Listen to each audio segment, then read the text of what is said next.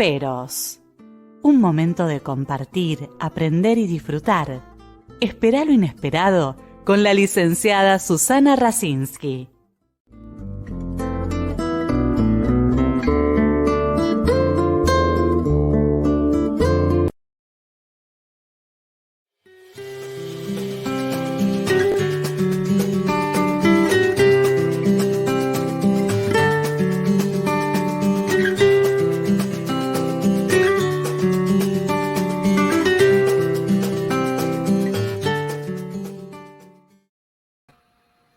Muy buenas noches. Hoy tengo el agrado que esté con nosotros un colega, un compañero, un amigo y además saludarlo porque en este mes fue el Día del Profesor. Bienvenido, Jorge Catelli. Susana, gracias por el saludo cariñoso. Justamente el sábado fue el Día del Profesor, así que te agradezco un montón el saludo, pero fundamentalmente la bienvenida tan cálida y la invitación una vez más a tu programa, siempre tan interesante. Así que muchas gracias. Además, Jorge, bueno, es licenciado en psicología, es profesor y doctor en psicología y en psicoanálisis, pero también es profesor e investigador de la Universidad de Buenos Aires, en el cual cumple una tarea muy importante que ahora nos va a decir porque compite un poco al tema de hoy, ¿no? A una parte del tema. Es Full Member and Analysis Trainer de la Asociación Psicoanalítica Internacional, o sea, de nuestra institución IPA, miembro plenario de la Federación Psicoanalítica Latinoamericana, de FEPAL, miembro titular de APA, miembro del Freudian Legacy Committee del International Psychoanalytic Association desde el 2019 hasta el 2021, miembro del equipo de comunicación y publicaciones de la Federación Psicoanalítica de América Latina, miembro de la Comisión de Comunicación de la Asociación Psicoanalítica Argentina, secretario de la revista La Época de APA, miembro cofundador del capítulo Psicoanálisis y Educación de APA, cofundador y coordinador general de las jornadas de psicoanálisis y educación APA-UBA, ex miembro de la comisión directiva de APA, miembro de GEA, Centro de Supervisiones Clínicas, fundador del Departamento de Psicoanálisis y Educación de GEA, profesor adjunto a cargo de las materias Psicología Psicoanalítica, Psicoanálisis y Educación, Departamento de Ciencias de la Educación de la Facultad de Filosofía y Letras de la UBA, jefe de trabajos prácticos regular de las materias Psicología General, Teorías Psicológicas de la Subjetividad, Departamento de Ciencias de la Educación, Facultad de Filosofía y Letras de la UBA.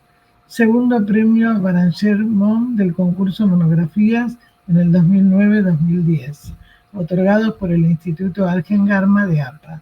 Mención Premio Celes Ernesto Cárcamo 2020, otorgado por APA. Autor de libros, capítulos y artículos psicoanalíticos en revistas científicas de psicoanálisis, psicología, psiquiatría nacional y extranjeras en idioma español, inglés y alemán. Autor de diversos artículos de difusión del psicoanálisis en relación con temas de actualidad para diversos medios de comunicación masiva. Y además, que tiene que ver con esto último, voy a agregar que está permanentemente en los medios de nuestro país, de todas las orientaciones, tratando de poder llevar una claridad, digamos, a la audiencia de tantos temas que nos preocupan en la sociedad que vivimos. Y uno de los temas es las violencias que venimos trabajando en distintos programas, pero Jorge la va a abordar no solo desde el psicoanálisis, sino también desde la educación. Entonces, para poder comenzar un poco, Jorge, ¿cuál sería para vos, desde el psicoanálisis? Hay muchos tipos de violencias, pero como para después hacer una idea general y poder ver tus aportes a la educación y la violencia que estamos viendo tanto en las instituciones, en los jóvenes, en los docentes, en diferentes niveles, ¿no? Que algunos artículos has publicado en los diarios de nuestro país y has estado en los distintos medios. Bueno, te agradezco mucho la presentación, primero, tan minuciosa. Justamente yo en este momento estoy llevando adelante mi investigación de doctorado en relación con una temática que me importa particularmente desde hace unos cuantos años, que es la temática de la identificación desde el psicoanálisis.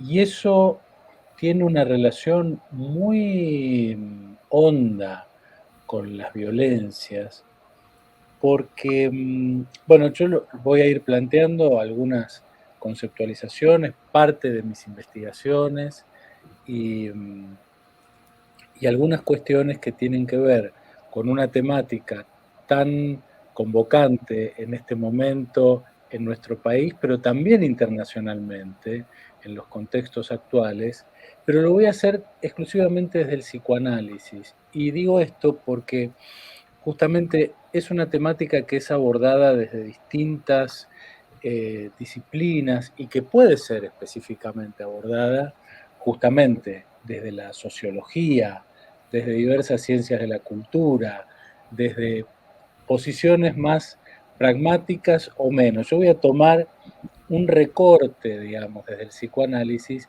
en principio planteándonos algunas cuestiones que nuestro arte y ciencia, el psicoanálisis, este saber trae en su fundamento acerca de cómo piensa que se constituye el sujeto. Y aquí nos encontramos con un elemento princeps, que es que el psicoanálisis subraya que el sujeto, el ser humano, nace indefenso y prematuro. Somos los únicos mamíferos que al nacer no podemos valernos por nosotros mismos, excepto algunos marsupiales, pero aún en esos casos también saben cómo lograr meterse adentro del saco que los va a contener un tiempo más, los canguritos y tal, y saben cómo arreglárselas para su lactancia. El ser humano no se las puede arreglar solo. Este es un primer punto en el que nos constituimos a partir del encuentro con un otro. Y ese otro, que va a ser quien nos asista, va a transformarse en diversas figuras para ese sujeto en ciernes, precisamente porque la necesidad del otro es acuciante para un ser humano recién nacido, luego de 9 meses de una alimentación constante, de un aislamiento bastante constante del mundo externo, en una penumbra constante, con una amortiguación del sonido externo a través de los tejidos del cuerpo materno, con esa oxigenación permanente y alimentación permanente a través del cordón umbilical. Esto va a ser roto en el momento del nacimiento y en ese estado de indefensión va a necesitar imperiosamente a aquel que lo asista para poder sobrevivir. Vale decir, esto va a tener que ver con un primer elemento fundamental, que es la autoconservación. Ahora bien, ese otro que va a representar también a ese mundo externo de la cultura, de lo simbólico, de la civilización, es un otro que va a ir variando con cada sujeto, en cada historia singular, cómo va a lograr acercarte a responder a ese grito, cómo va a responder a ese llamado. Y en ese tiempo en el que el otro va a responder, van a producirse momentos de cercanía y satisfacción que van a dejar huellas indelebles para la vida del sujeto, pero también va a haber tiempos de espera, va a haber rodeos que ese ser humano recién nacido va a tener que hacer, y esas esperas y ese tiempo en el que el sujeto, ese lactante, si lo podemos imaginar por un momento en esto que estoy planteando, va a tener que esperar o va a vivirlo de diversos modos de acuerdo con ese otro que le haya tocado en suerte, esa figura y esa misma marca que en el momento de satisfacción dejó una prima de placer, dejó una marca de un placer que va a intentar reencontrar y que va a intentar volver a sentir, también va a sentir que hay una frustración en la respuesta que no es inmediata, algún tipo de frustración de acuerdo a esa necesidad que haya sentido, y esto lo va a transformar a ese otro magnífico que resulta que le podía satisfacer su necesidad, que le aliviaba ese dolor. Vos sabés que en el universo de los lactantes, el hambre cuando irrumpe ya como dolor, porque no hay capacidad de previsión de ese apetito, de esa necesidad. Entonces, cuando lo siente como un dolor y aquel que asiste al lactante le alivia el dolor, lo calma, le da placer, pero cuando no se produce esto, el otro se transforma ya no en ese semejante que calma, en ese otro que le da placer, sino en un prójimo, para llamarle con otro término, en un otro justamente que el ser humano empieza a sentir desde su nacimiento, que queda asociado con un aspecto odioso, con un aspecto que no satisface, que no solo que no proporciona el placer que espera, sino además que genera un malestar, un dolor y un displacer. En este punto, y con esta mínima introducción, tenemos dos aspectos básicos en que podríamos decir que ese otro que va a asistir al ser humano en cuanto llega al mundo, va a empezar a tener dos caras básicas. La cara de un semejante que responde a eso que el ser humano recién nacido está esperando y alivia, o un otro que vamos a llamar el prójimo, que resulta que no termina de satisfacer y se va transformando en alguien odiado, dejando también una marca. Esto es algo que en diversos momentos Freud, el fundador del psicoanálisis, el descubridor del inconsciente, pero también el descubridor de un principio activo en la vida del ser humano, que en los años 20, en el año 20 más precisamente, describe como pulsión de muerte, va a decir que es parte constitutiva de todo ser humano y que posteriormente, cuando, previamente al año 20, cuando Sí, yo te iba retoma a una... decir que en el proyecto para neurólogos de 1895, que él lo tenía guardado en un escritorio porque no quería mostrarlo, habla justamente de las marcas de las neuronas pasaderas y no pasaderas. Y de todo el Exactamente. tema del dolor, ¿no? O sea, y pone como un ejemplo como las marcas que deja el mar, ¿viste? Cuando se baja y quedan marcas, ¿no? Entonces que es muy importante lo que estás diciendo, porque muchas veces nos preguntan, pero si a mí no me fue bien con mi nacimiento, nací después de un bebé, de un hermano muerto, de una separación, de lo que fuera, ¿no? No tuve esas marcas. ¿Voy a tenerlas toda la vida? ¿Se pueden cambiar? Te digo esto para el otro tema que vos después decís, pero es un tema que es una pregunta que muchas veces hacen. Porque esas marcas, cuando son tan dolorosas, ¿qué nos pasan? Quedan como congeladas a veces y en algún momento aparecen, ¿no?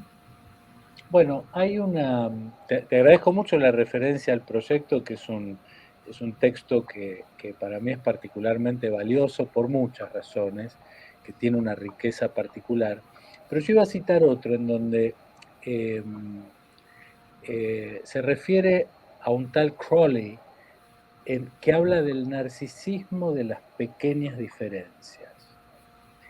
Y que en esas pequeñas diferencias se pueden apuntalar en función de aquellas marcas que constituyeron al sujeto y que ubicaron de algún modo quién podría ser el otro que por una pequeña diferencia se transforma en un ser odiado, un modo de colocar allí el odio al otro.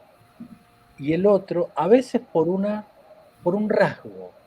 Por ejemplo, vos hiciste una mención, también habías hecho previamente una mención al ese intercambio epistolar entre Freud y Einstein del año 32, agrupadas bajo el nombre de ¿Por qué la guerra? Y justamente ahí retoma esta idea de 1920, donde dice que esa pulsión de muerte no está ausente en ningún proceso de la vida. Enfrenta permanentemente al eros, es decir, a la pulsión de vida, y justamente ahí hay como un trabajo muy importante que es en parte paradojal, que es el que ejerce la cultura con el ser humano, en donde la cultura y precisamente la educación ocupa un lugar muy central, porque es como un modo institucionalizado de lo civilizatorio, de la bienvenida, la entrada en la cultura, va a exigir una renuncia pulsional. Y esa renuncia pulsional para el psicoanálisis no es sin un costo. Entonces empezamos a plantear un ser humano con ciertas características que le son propias por su indefensión y su prematuración. El encuentro con un otro como segundo elemento clave en donde el otro va a transformarse aquel que lo alivia, pero aquel que lo irrita y que lo siente odioso. Y por otro lado, que algo de esa pulsión de muerte y de destrucción habita en cada una de las acciones de la vida cotidiana, aun cuando en el encuentro con la cultura y con la civilización hay algo que empieza a modularse, ahí justamente aparece la educación, pero paradójicamente esta renuncia va a producir un malestar. Y aquí nos encontramos con un malestar, al que Freud llama el malestar en la cultura, que originalmente le había llamado las desavenencias, las Unglück, ¿no? las infelicidades en la cultura. Finalmente le puso das Unbehagen, el malestar en la cultura, como producto de las renuncias de algo que era necesario para vivir en comunidad, para vivir en civilización. Y trae una metáfora muy interesante que es la metáfora del puercoespín. Porque dice que hay una distancia muy difícil de regular, porque el puercoespín ante el frío necesita amucharse, juntarse, pero si se junta demasiado, se lastiman entre sí. Y si se distancian demasiado, vuelven a padecer el frío por el que se habían tratado de juntar, y que por lo tanto hay una distancia difícil de regular entre el sujeto y los otros, que justamente es una de las fuentes de mayor sufrimiento para el ser humano. Entonces, vamos retomando un poquito acerca de los orígenes de la violencia. Si lo rastreamos en Freud, al menos, vamos encontrando la necesidad de un otro. El encuentro con el otro es también un encuentro con la diversidad, porque en la diversidad es donde va a aparecer, por un lado, las diferencias en cuanto a cómo ese otro responde desde los orígenes mismos del ser humano. Bueno, justamente antes del programa hablábamos con Jorge, cuando estuvo Mirta, hace 2 semanas, ella hace muy bien, que yo comparto, cuando se desmiente la diferencia desde los orígenes, ¿no? Unido con todo lo sexual. Entonces, ¿qué ocurre cuando no se tiene en cuenta la diferencia y todo tiene que ser igual? Entonces, ¿qué significa con eso que vos dijiste muy bien?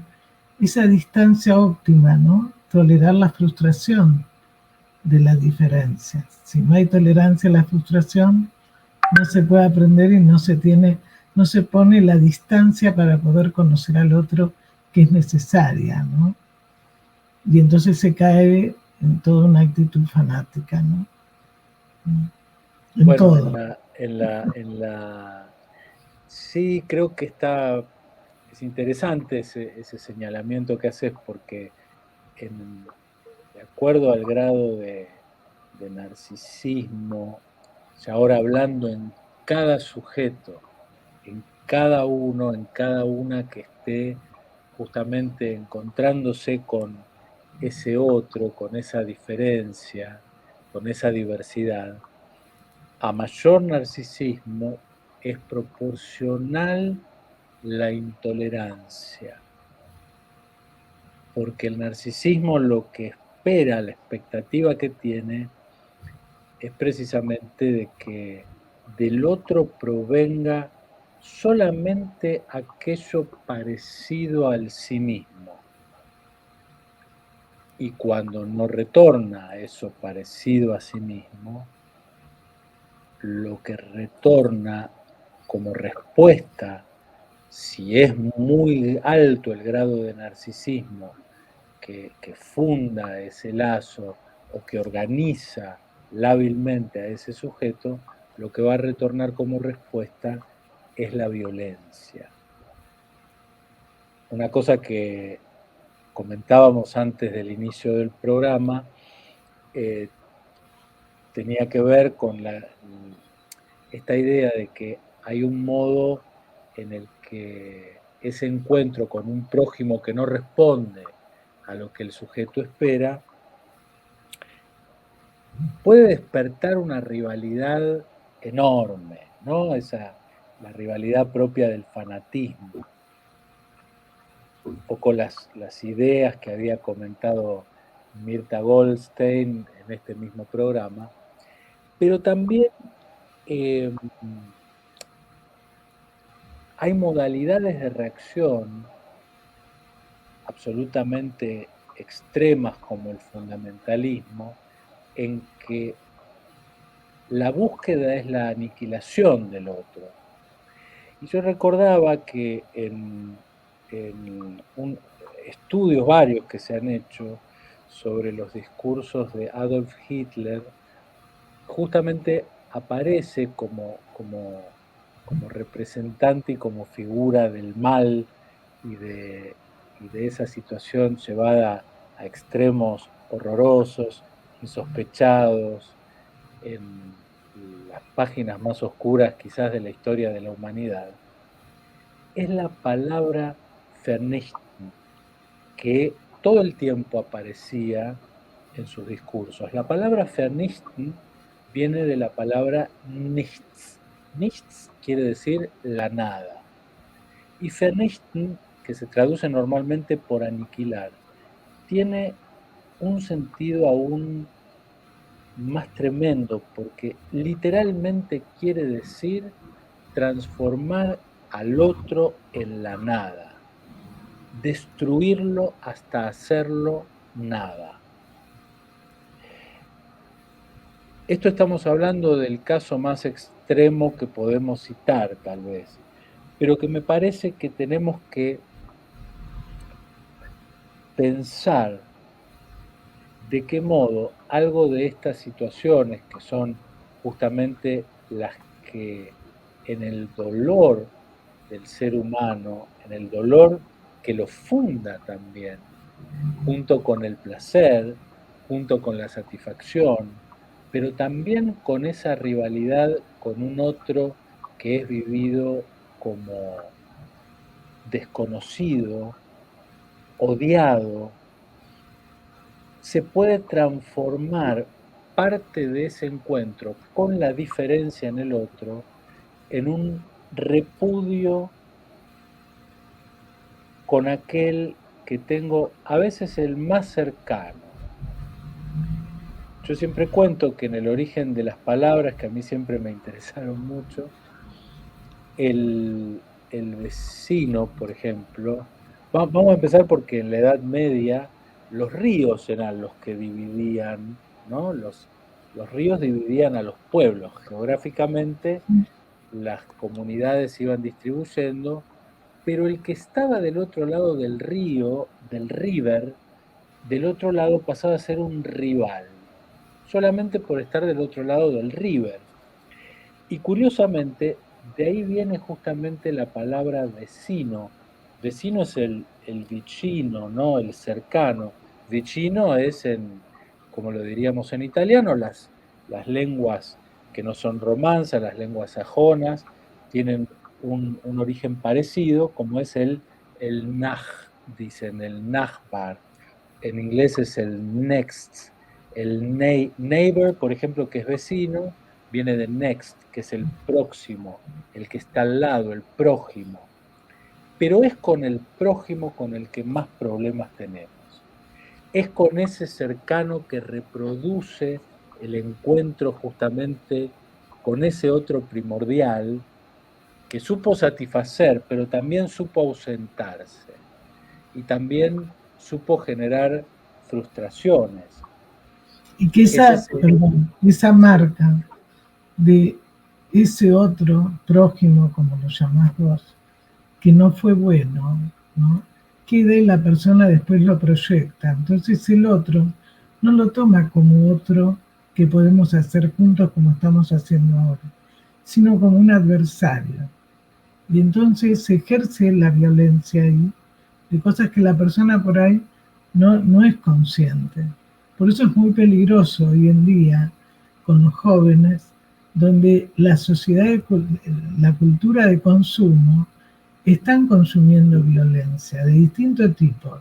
Si a eso se le agrega, ¿no es cierto?, la violencia primaria que recibieron, bueno, realmente se forma un caldo de cultivo que van a buscar ciertos grupos donde se van a sentir que por lo menos pueden ser elegidos. Yo no sé si vos viste, es una película palestina excelente, Los Elegidos, y donde muestran dos que se encuentran y dicen, nosotros tenemos que mostrar que no todos pensamos así. Pero ¿quiénes son los elegidos? ¿Quiénes son los elegidos en una pandilla? ¿Quiénes son los elegidos en un grupo narcotráfico? En la mafia. ¿Quiénes son los elegidos? Entonces ahí vamos a ver esto que vos explicás, Jorge, ¿no? O sea, ¿qué pasó en la historia? En ese prójimo que no estuvo, que ejerció la violencia de no contenerlo, de no sostenerlo, ¿no? Entonces, sabemos que si ejercemos más violencia con los que ejercen la violencia, se genera más violencia, ¿no? bueno, hay una figura más que me gustaría agregar en esta, después de haber planteado estas primeras conceptualizaciones, que sería la figura de un tercero. Porque justamente las exigencias que plantea la cultura, digamos, las exigencias que plantea, digamos, en términos de renuncia, ¿no? De renuncia pulsional, de no matar al otro, de no robarle sus cosas, de no atacarlo, a cambio, digamos, justamente de poder vivir en comunidad. Pero la exigencia es que esto ocurra, que haya un tercero que garantice justamente que si hay una denegación cultural, ¿no?, que regule los vínculos, que sea justa. Y este es otro tema donde lo que se abre en esa regulación de la cultura aparece lo que uno diría como parte de la función paterna. A mí me gusta más decirle función tercera, ¿no? Pero una función tercera porque no importa quién la ejerza, no importa si es un padre, o digámoslo así, una función que sí va a importar que esté ejercida por aquellos que tienen que regular, no solo a nivel de los sujetos, sino a nivel de los sujetos en términos de lo microsocial, de lo microfamiliar, de la constitución de cada sujeto dentro de la cultura, sino además de lo que hace al engrama y el entramado social. Y que esto justamente tiene que ver con poder regular algo de una violencia mortífera, ¿no? Cuando Freud en los años 30 plantea que, bueno, que para que los individuos renuncien a esas pulsiones deben tener cierta seguridad de que va a existir un orden, esto es lo que yo planteo que es como una función tercera, un orden, digamos, un orden jurídico, si queremos decirlo en estos términos, que no se incline hacia ningún individuo en particular. Y por otro lado, que esta necesidad de renuncia a los propios impulsos le permitan a cada uno de esos sujetos la seguridad de que va a acceder justamente a la posibilidad de no ser víctimas de la violencia por parte de los otros. Por eso, cuando se empieza a desarticular esa terceridad, vos nombraste a las instituciones, nombramos a las sociedades, podemos incluir la familia como ese microcosmos social en donde esto empieza a desarticularse, lo que empieza a surgir es parte de una violencia que es inherente al ser humano, que es parte de cómo aprendimos con Freud, que es parte de ese universo pulsional que habita en el ser humano y que requiere de todos estos factores justamente para que pueda ser administrada y que es necesario para que crezca la civilización y la cultura, bueno, no solamente que se renuncia a una parte de esta vida pulsional, sino también, paradójicamente, se produce este movimiento porque esto genera un malestar, pero a la vez que aparezca una figura tercera, digamos, porque sobre esto es sobre lo que se va a edificar la cultura. Y si no, lo que va a aparecer es el lado tal vez más oscuro del ser humano, en donde aparece esa violencia mortífera. Volviendo a esto que comentábamos antes, en donde ya ni siquiera se trata de rivalizar con el otro, sino en hacer desaparecer al otro, ¿no? Como un modo de la agresividad llevado a un punto que rompe incluso con lo especular, planteos que también ha hecho otro gran psicoanalista como Jacques Lacan en los años 40 y pico, 48, ¿no? que rompe ya con esa intención, con ese anticipo, con ese preludio, en esa rivalidad, sino que realiza en el acto algo de esa violencia mortífera. Y esto creo que es otro además, al no haber el tercero, ¿no? Que nosotros entendemos por tercero justamente lo que permite no quedarse aglutinado, simbiótico, pegado, toda la masificación no permite el crecimiento. Y justamente aparece también ahí más la violencia. Porque cuando uno acepta las diferencias y puede desde lo más básico, ¿no? La mamá poder separarse del hijo, incluir a la otra persona que esté con ella, sea el sexo que sea o lo que fuera, permite que el chico no se sienta abatido, no se sienta sofocado, porque eso genera violencia. Bueno, imaginemos esto a nivel de la sociedad y de la cultura, ¿no? Donde las instituciones, como vos nombrabas, antes eran una protección cuando trabajábamos en el hospital o en la universidad que vos trabajás, distintas, la familia, distintas instituciones, y donde de repente está en crisis todo eso, ¿no? Porque es como que todo tiene que ser igual. Yo el otro día escuchaba, y bueno, por pacientes, por gente que conozco, facultades completas que un paciente me decía que estudia Derecho, que entraron 2 alumnos vestidos de dinosaurios. Y los que no estaban de acuerdo no los dejaban hablar, ¿no? Entonces me dice, es tremendo, no podemos hablar, Susana. O sea, esta cosa de copamiento, entre comillas, como dicen los adolescentes, ¿no? Donde el que piensa distinto es excluido, pero con muchas violencias, porque vos has dado incluso en distintos medios y charlas, los fines de semana tenemos muertos a la salida de los boliches, ¿no?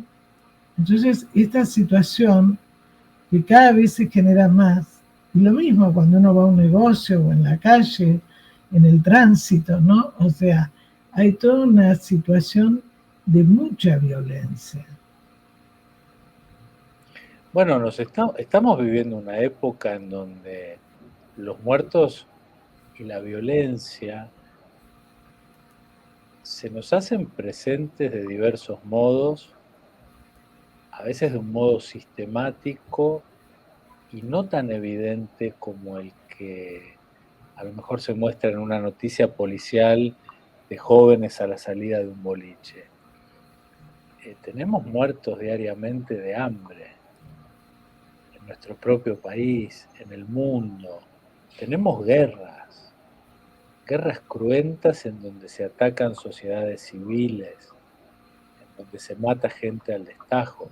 Sigue Sí, sí. habiendo campos de concentración. No, y trata de personas. Trata de personas, explotación sexual, de niños, de mujeres, de hombres esclavizados. Vale decir, los modos de la violencia y su modo de expresión en nuestro mundo hoy, en este año 2022, van cobrando formas de lo más diversas porque muchas veces pensamos en las violencias simbólicas, en las violencias de reconocimiento del otro, violencias más imaginarias, pero son épocas en donde la violencia y la muerte, pensadas sistemáticamente, es verdaderamente algo extremadamente conmovedor cuando nos decidimos a verlo. Y que no es solamente porque alguien se enfrenta con otro en una especie de rivalidad narcisista y le da una trompada o le pega un palazo por la cabeza, que también es una situación cotidiana de violencia, sino cuando vemos estos modos que en los años 30 Freud descubría y publicaba el modo en que esta violencia se hacía presente y surgía de la naturaleza misma del sujeto, pero también de la naturaleza misma como un costo inevitable de la cultura. Entonces me parece que ahí hay algo que vamos ampliando un poquito más el gran angular con nuestra herramienta psicoanalítica para ubicar a las violencias. Por eso yo lo dije cuando te propuse el tema para que conversemos y hablemos al respecto, te lo propuse en plural. Y te lo propuse en plural precisamente porque desde el psicoanálisis podemos comprender los fenómenos que son abordados desde un noticiero hasta la sociología o la antropología o las ciencias que se ocupan de lo humano, o las neurociencias, como ahora lo pueden intentar explicar, pero hay una diversidad de violencias, que es la diversidad situada, por otro lado, en un momento histórico como el que estamos haciendo referencia, en diversos ámbitos en que esa violencia se precipita y en donde se quiebra algo que tiene que ver con la palabra, característica fundamental y singular de la especie humana, y pasa a la dimensión del acto. Esa ruptura marca algo que es como una llancia, es un abismo, muy distinto, aunque también incluye ese grito enojado. Vos hablabas del tránsito y cuántas situaciones, al menos para quienes vivimos en una ciudad tan grande como es la ciudad de Buenos Aires, desde donde estás haciendo este programa, pero donde nos encontramos con esa proximidad con el vicino, como decía antes, con ese otro que es tan próximo y se transforma rápidamente en ese prójimo al que lo agredo, en quien encuentro la diferencia para enojarme, y en donde se produce todo tipo de improperios, pero hay una distancia fundamental entre el grito, entre el enojo, esa agresión del orden simbólico, esa violencia, y un paso más, que parece un pasito pequeño, pero que es un paso abismal cuando se rompe la dimensión simbólica, cuando se rompe la dimensión, vamos a decirlo así, en términos de la palabra, y pasa a la acción. Y ahí aparece algo de esto que yo llamo las primeras muestras de la violencia mortífera, porque creo que está directamente ligado con dos factores.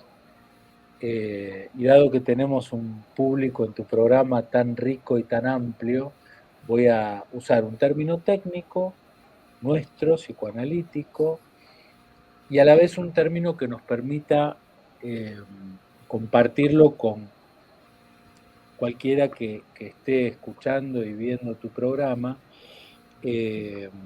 sea cual fuera la formación que tenga. Nosotros, psicoanalistas, hablamos de un aspecto de la personalidad, de un aspecto de la configuración psíquica que llamamos super yo. Entonces, ese aspecto propio es un aspecto especialmente sádico. Y ese sadismo que han trabajado, analizado, particularmente analistas argentinos como Ángel Garma, o digamos lo mejor, analistas que han desarrollado la escuela argentina, porque justamente Garma era español, pero que ha constituido y ha fundado nuestra asociación psicoanalítica en el año 42 en la Argentina, y que desarrolló y trabajó mucho sobre los efectos tremendos de ese aspecto de la personalidad, que después lo retomó justamente en los años 40, 50, Lacan, en términos del ideal de yo, como un ideal aplastante y en donde cualquier elemento que sale de ese ideal, que sale de ese aspecto esperado, que hace un rato nombrábamos como el narcisismo o la posición narcisista, provoca un efecto aplastante de deseo de eliminación de eso que sale del ideal, apuntalados por un aspecto de la personalidad, este super yo, que tiene esos efectos tan tremendos, sádicos, aplastantes para el propio sujeto y para el otro, pero que fundamentalmente tenemos que estar atentos a algo de esa advertencia que la violencia simbólica va mostrando, y que hay diversas modalidades en que aparece esa violencia simbólica, por ejemplo en las inequidades, en ciertas desigualdades, pero que empiezan a tener un carácter estructural y en donde van siendo legitimadas por las sociedades, por los sujetos, y que convivimos con las noticias de las muertes por la pobreza, las muertes por el hambre, las muertes por las salidas de los boliches, las muertes por los asesinatos de ajustes de cuentas en territorios donde se dirimen cuestiones de mucho dinero por la droga. Por ejemplo, estoy dando algunos ejemplos. Es como la gente que duerme en la calle, forma parte del paisaje y la indiferencia, porque llega a ser como natural, ¿no? Y eso crea más violencia, pero además, lo que vos decís que me parece muy importante, tomarlo es un síntoma que está mostrando la sociedad, ¿no? Donde la gente dice con mucho orgullo, cada vez hablamos menos, pero te estoy diciendo de profesionales, ¿eh? Yo ahora escribo todo, como hacen los chicos, cada vez escribo menos. A ver, no es solamente por escribir, sino qué significa que una persona tenga 200 palabras, qué significa no llegar al lenguaje simbólico, ¿no? Es decir, hay una desmentida de la realidad. Entonces eso es muy grave, porque de alguna manera, para poder seguir viviendo o sobreviviendo, como vos decís, con los muertos que son como invisibles, no se ven, ¿no? No se ven, no se habla, eso queda, en algún momento aparece.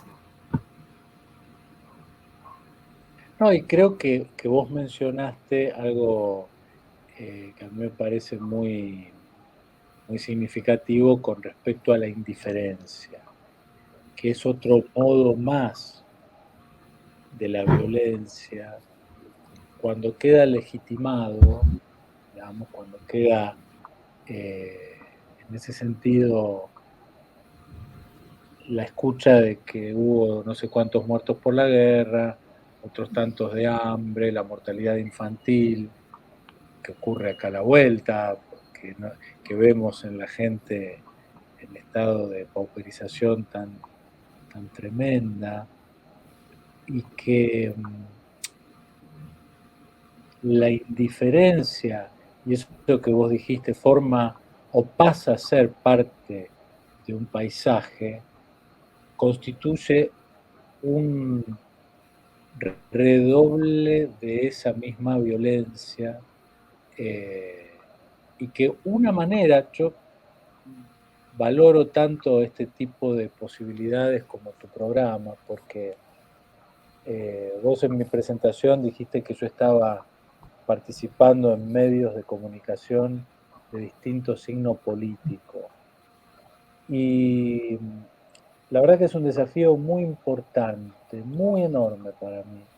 Muchas veces me pregunté si seguir haciéndolo, si no, y por otro lado, me parece que tenemos como psicoanalistas una responsabilidad no solamente con respecto al psicoanálisis, sino con respecto a aquellos temas que nos interpelan y en donde tenemos cosas para decir. Por ejemplo, esto que está transcurriendo y que te agradezco tanto tu valoración y la posibilidad de invitarme para compartir contigo, que sos otra colega, otra psicoanalista, pero con todos quienes se acerquen al programa a verlo y a escucharnos, la posibilidad de cómo pensar en la violencia, me parece que es un primer modo de encender alguna conciencia, algún registro, alguna alarma en quienes nos estén escuchando, del modo que puedan apropiarse de esto, para poder ser un poquito menos indiferentes. Cuando en las instituciones nos encontramos con situaciones muy dolorosas de violencia, cuando nos encontramos con situaciones Por ejemplo, en las escuelas, que vos hacías referencia a mi participación también en el territorio de la educación, y vemos acosos a niños, a niñas, por parte de otros niños, justamente nos estamos encontrando con algo que en general tiene características que reproducen inequidades sociales, que reproducen estigmatizaciones, que reproducen situaciones de sufrimiento y que hay instituciones, como dice una querida colega que viene de Sociología, de Ciencias de la Educación, Sociología de la Educación, Karina Kaplan, con quien investigo en la Universidad de Buenos Aires, eh, que la escuela es un lugar posible, esta es una idea de ella que a mí me interesó siempre, eh, para restaurar, para sanar ciertas heridas sociales. Sin embargo, es ahí donde vemos también esas escenas de sufrimiento que provocan el desgarre de subjetividades, ¿no? En donde aparece dolor, estigmatización, ausencia, muerte, violencia, pero también silencio. Sí, pero además también no solo en los chicos, porque, o sea, considero de que, por ejemplo, tanto un director que no se siente protegido porque lo controla el inspector a ver si hay luz, si se rompió una pared, y no la tarea que tendría que hacer. El director, a su vez, no puede supervisar al docente, porque no tiene tiempo, porque está con cómo hace los sueldos, qué pasa con X problema. Es decir, hay una distorsión, ¿no?, de lo que sería la supervisión. Entonces, ¿qué ocurre? Eso que vos dijiste al comienzo del programa, cuando ese prójimo no es contenedor, tanto a nivel de la institución, de los docentes, vos tomás un punto que es la significación simbólica de la función docente y los nuevos sentidos de las instituciones, ¿no? Es decir, que ahí es donde yo pienso que nosotros desde el psicoanálisis tenemos que trabajar. Yo hace muchos años que desde nuestra institución pido esto porque realmente la lectura que nosotros podemos hacer es diferente. Entonces, de repente, no están mal los conversatorios, los grupos de reflexión con adolescentes, pero creo que es un paso más, como vos dijiste, ¿no?, donde de repente hay violencia entre los pares, por ejemplo, entre los chicos, entre los docentes, entre aquel director que cumple un horario, que cumple su tarea, y aquel que no cumple y gana lo mismo o más. Entonces, hay un montón de situaciones que creo que es importante el trabajo nuestro a nivel de las instituciones y a nivel también, digamos, que el docente no es solamente aquel que va a impartir lo tradicional, los conocimientos. Es fundamental la parte afectiva. Por eso se habla de tantos cambios, ¿no? Lo mismo vos en la universidad con los alumnos. O sea, que no sé cuál es tu opinión.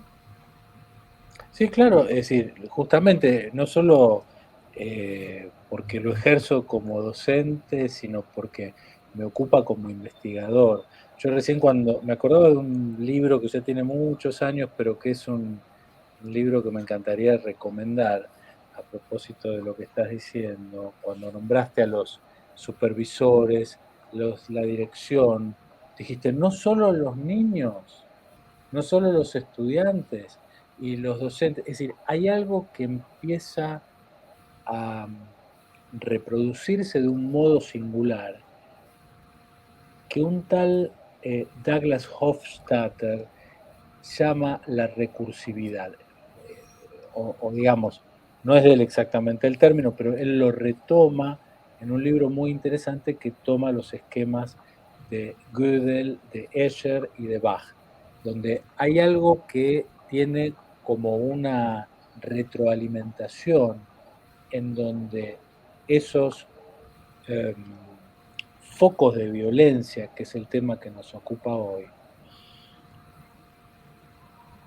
guardan una relación con distintos niveles macro y microsociales en las relaciones. Pero también quiero decir esto, en relación con que también se opone a esto el cuidado. Yo quiero hacer mención de un querido supervisor mío que ha sido Fernando Ulloa, que él hablaba, por un lado, de la crueldad. Ulloa, me hiciste recordar, disculpame porque él nos iba a supervisar al hospital de Mar del Plata, a nivel Oh, institucional, así que imagínate. Nosotros hacíamos psicodrama con el primer psicoanalista de Mar del Plata, uno de los primeros, porque estaba el doctor Galé y después el doctor Cabo, que era como el único de Mar del Plata, ¿no? Que se tuvo que ir y está en Barcelona. Pero Ulloa nos iba a hacer la supervisión institucional para los problemas de la institución. Un querido bueno, maestro. sí, bueno, Fernando ha sido un tipo tan comprometido y tan rico. Yo empecé con él supervisando mi trabajo institucional como asesor institucional y terminé supervisando todo lo que hacía en mi tarea clínica, pero él, eh, justamente una de las cosas, de las tantas cosas que aprendí en acto también, que aprendí en esa práctica de supervisión, tenía que ver con una apuesta. Porque creo que esto que estamos haciendo, esta conversación que estamos teniendo, esto que vamos abriendo en distintos espacios, esto que investigamos en las instituciones, como te decía, en la UBA, a través de UBACIT, por ejemplo, el Instituto de Investigaciones, y que nos ocupa en relación con la violencia, tiene como apuesta algo para hacer con esa realidad dura. Y así como existe la crueldad, existen los modos de la ternura. Este es el otro término que trae Fernando Ulloa, ¿no? Quiero decir, a la crueldad se opone la ternura. Pero la ternura como una realidad en donde el sujeto es capaz de identificarse con el otro. E identificarse con el otro es un trabajo psíquico de alta complejidad que empieza en aquel mismo momento como cuando empezamos el programa de hoy en este intercambio, cuando hablábamos del otro y del prójimo o semejante, donde ese lactante tiene que hacer un trabajo de ubicar puntos en común, incluso para alimentarse, para lo más básico. Y si no logra identificar el objeto, va a odiar a ese otro. Del mismo modo en que a lo largo de toda su vida, la identificación es la que va a permitir establecer puntos de contacto, incluyendo la diferencia, incluyendo la diversidad, para poder, a través de este efecto de ternura, en contraparte de la crueldad y el odio a la diferencia y al otro, poder enriquecerse de la diferencia constitutiva, poder hacer alguna otra cosa con esa misma violencia y pulsión de muerte que habita en el ser humano. Bueno, yo voy a anunciar el próximo programa y te dejo para que vos lo cierres, que ya de alguna manera hiciste un poco el cierre, pero el mensaje hacia la audiencia. Para el próximo programa los invito a que vamos a estar con dos psicoanalistas desde Madrid, el doctor Cabré y Jiménez Abelo y Marcos Tabagni, que van a hablar sobre la vigencia de Sándor Ferenczi, el cual también fue uno de los primeros que habló sobre la ternura, que me parece tan importante que es como que no se tiene en cuenta como que es una mala palabra, ¿no? Y realmente es muy importante para poder salir un poco de todo esto. Terminás vos el programa, Jorge, gracias. Nuevamente termino y me gustaría terminar con un agradecimiento especial para vos y con el deseo para cada uno, para cada una de quienes estén conectados con este programa, que con tanta vehemencia, con tanto compromiso y con tanta continuidad vas haciendo, Susana. Me parece que precisamente parte de estas cosas de la cultura, de nuestra civilización humana, son las que muestran una apuesta a que algo tenga un movimiento, a que algo pueda ser un poco distinto, no sin un primer paso, que es ese primer momento del que hablábamos hoy, de reconocer esa violencia inherente al ser humano, los modos de aparición de la violencia a cada paso, pero en nosotros mismos también, en cada uno, en cada una de nosotros, porque lo que podemos a partir de allí es construir tal vez algo distinto, como una apuesta, como una potencialidad. Así que te lo agradezco una vez más. Muchísimas gracias. Un abrazo y nos veremos el año próximo. Y nos veremos próximamente. Gracias nuevamente. Hola.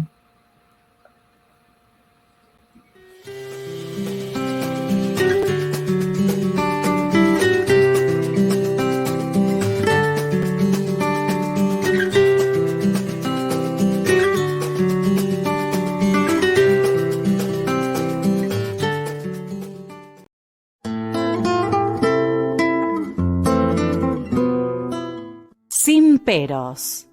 Un momento de compartir, aprender y disfrutar. Espera lo inesperado con la licenciada Susana Rasinski.